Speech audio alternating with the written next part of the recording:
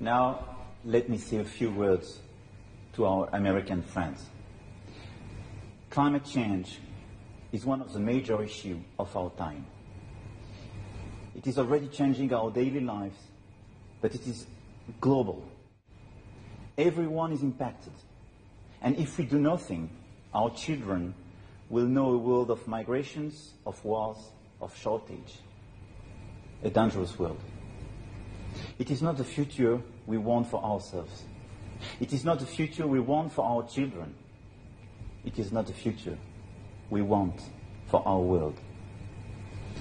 Today, the President of the United States, Donald Trump, announced his decision to withdraw the United States from the Paris Agreement. I do respect this decision, but I do think it is an actual mistake, both for the US and for our planet. I just said President Trump in a few words a few minutes ago this assessment. Tonight, I wish to tell the United States, France believes in you. The world believes in you. I know that you are a great nation.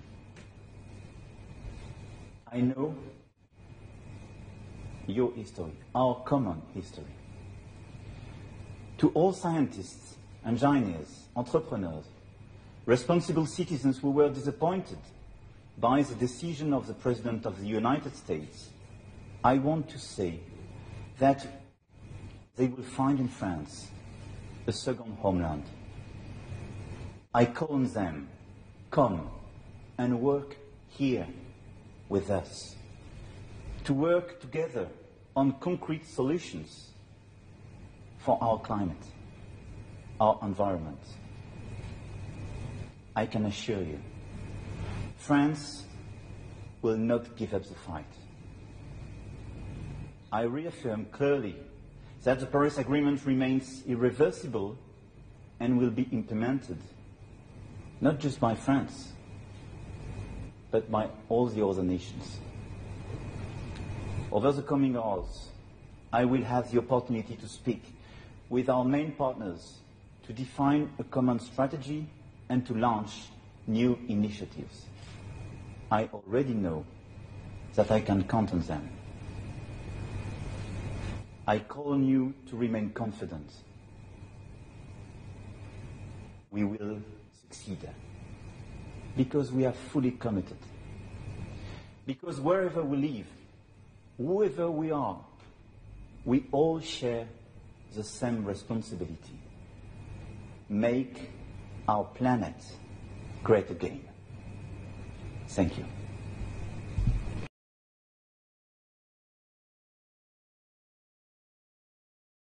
All right, good afternoon again. I will read out a statement on the decision by the U.S. to withdraw from the Paris Agreement.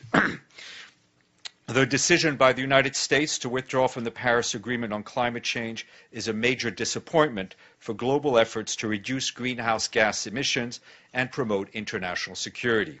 The Paris Agreement was adopted by all the world's nations in 2015 because they recognize the immense harm that climate change is already causing and the enormous opportunity that climate action represents.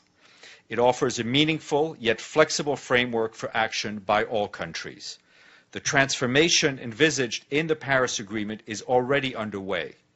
The Secretary General remains confident that all other parties to the Paris Agreement will continue to demonstrate vision and leadership, along with very many cities, states, and businesses in the United States and around the world, by working for the low-carbon, resilient economic growth that will create quality jobs and markets for the 21st century economic prosperity. It is crucial that the United States remains a leader on environmental issues. The Secretary General looks forward to engaging with the American government and all actors in the United States and around the world to build the sustainable future on which our grandchildren depend.